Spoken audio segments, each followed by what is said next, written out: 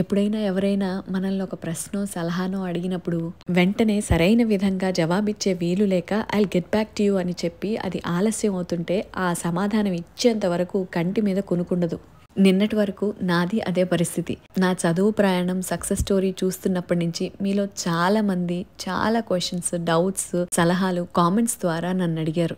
కొన్ని one word answers అయితే కొన్ని ఎస్సే ఆన్సర్సే చెప్పాల్సినవి ఉన్నాయి. అన్నిటికీ కలిపి ఒకే సమాధానంగా లాంగ్ వీడియో చేసి అందరి క్వశ్చన్స్కి ఆన్సర్స్ ఇస్తూ అందరి డౌట్స్ని క్లియర్ చేస్తానని చెప్పుకుంటూ వచ్చాను.